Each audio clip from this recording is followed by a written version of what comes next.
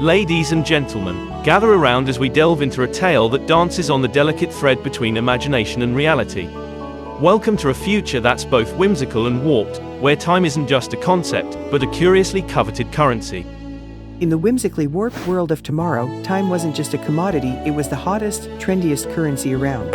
People didn't flaunt their cars or their clothes, they flaunted their ageless, wrinkle-free faces. In the not-so-distant future, the time bank ruled all. If you were rich, you could practically live forever. If you were poor, well, let's just say life wasn't looking too rosy. Enter Zara, a young activist with a heart as big as a galaxy, and a sense of humor sharper than a laser scalpel. Zara wasn't just a rebel, she was a rebel with a cause. And that cause was to topple the towering time banking system and restore equality to the world. One day, Zara decided she had had enough. Armed with determination and a vintage comic book collection, she set off to unite the downtrodden and remind them that they were the true superheroes in this topsy-turvy world. She plastered the streets with posters that said, "Time's up for the time bank," and organized secret meetings in underground arcades where everyone could gather and reminisce about the days when age came naturally, not with a hefty interest rate. Zara's movement began to gain traction, and a groundswell of support swept through the city. The media dubbed her the Time Rebel, and her antics made even the most dour-faced news anchors crack a smile. But as her campaign grew, so did the attention of the powerful elite who were busy sipping centuries like fine wine.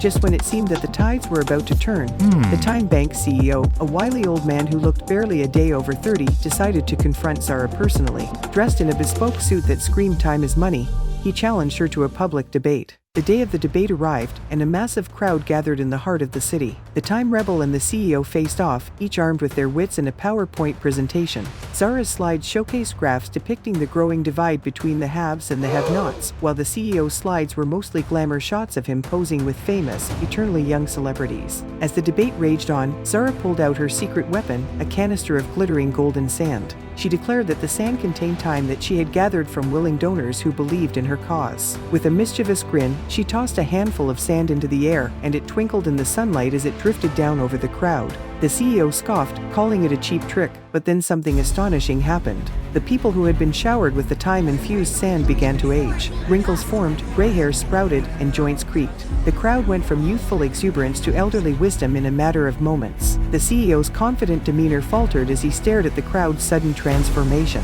Zara seized the opportunity and delivered her final blow. She asked the CEO if he was willing to experience the reality he had created for others. With a sly grin, she tossed a handful of the time sand toward him.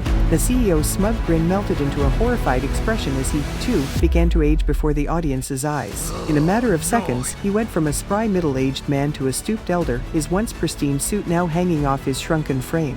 The crowd erupted into cheers as the unexpected twist played out. Zara had turned the CEO into a living example of the consequences of his own greed. The time bank was dismantled, and time was no longer traded as currency. People slowly returned to aging naturally, and the world began to rebuild itself with a newfound sense of equality. And so, with a sprinkle of time-infused sand and a dash of audacious rebellion, Zara, the Time Rebel, managed to topple a seemingly unbeatable system, proving that sometimes the best way to take down the powerful is by giving them a taste of their own medicine.